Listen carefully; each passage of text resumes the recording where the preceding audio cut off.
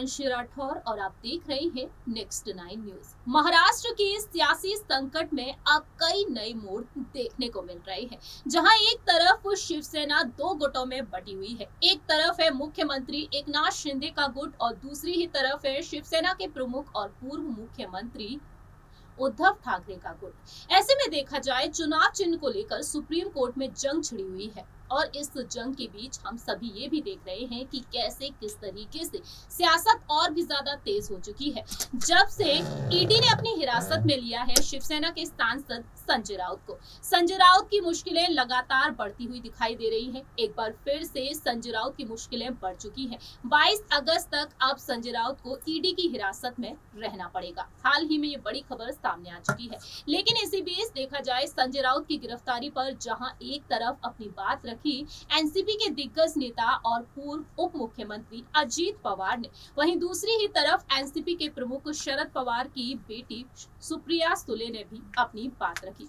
उन्होंने कहा कि संसद तक वह जाएंगी, इस मुद्दे को उठाएंगी और न्याय की मांग करेंगी।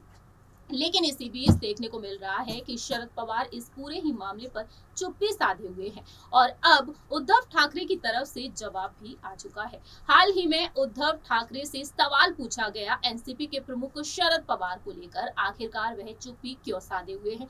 तब उन्होंने अपनी नाराजगी को जाहिर किया। लेकिन अब शिवसेना के मुखपत्र सामना में तमाम बातें लिखी गई हैं शरद पवार की नाराजगी को लेकर। तारीफ की गई है यहाँ पर टीएमसी की प्रमुख और पश्चिम बंगाल की मुख्यमंत्री ममता बनर्जी के बारे में, और साथ ही साथ तारीफ की है यहाँ पर कांग्रेस की अंतरिम अध्यक्ष सोनिया गांधी की।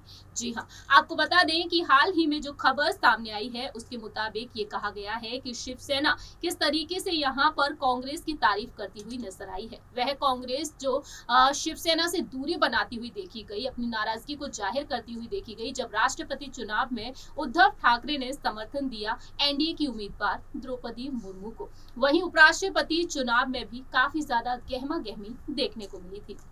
ऐसे में आपको बता दें कि हाल ही में जो सामना में एक लेख लिखा गया है, इस लेख को लेकर अब काफी ज्यादा चर्चाएं होने लगी हैं। दरअसल आपको बता दें कि शिवसेना ने इसमें लिखा है कि कांग्रेस हाल ही में देश भर में महंगाई और बेरोजगारी के मुद्दों के विरोध में सड़क पर उतरी थी। कांग्रेस एकमात्र ऐसी पार्टी है जिसने महंगाई, बेरोजगारी, जीएसटी और ईडी जैसी केंद्रीय जांच एजेंसियों के इस्तेमाल के खिलाफ लड़ाई लड़ रही है।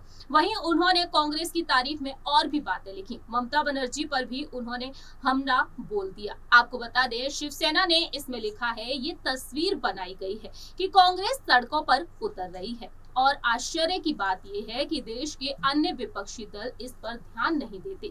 ईडी का बेजा इस्तेमाल, महंगाई, बेरोजगारी, आतंकवाद भारतीय लोकतंत्र का काला अध्याय है। शिवसेना ने कहा है कि कांग्रेस की ताकत कम है, लेकिन ये ध्यान दिया जाना चाहिए कि दिल्ली में सरकारी आतंक की परवाह किए बिना गांधी परिवार सड़कों पर उतर आया है। विपक्षी दलों के लिए सबक है। शिवसेना ने सामना के जरिए एक अपील भी की है कि अगर कोई सच से डर से मुक्त है तो वह ये सबक जरूर सीखे।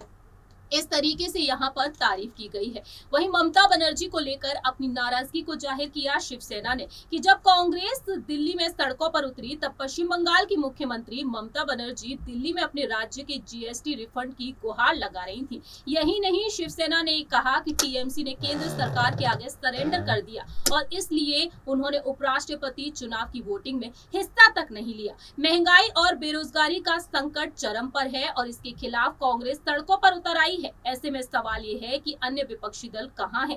ये एक रहस्य है। शरद पवार का इसमें जिक्र तक नहीं किया गया है और ऐसे में कांग्रेस के अलावा सभी विपक्षी दलों को यहां पर एक साथ लाने को लेकर ये बात कही गई है। कहा जा रहा है कि शिवसेना शरद पवार से कहीं ना कहीं नाराज है।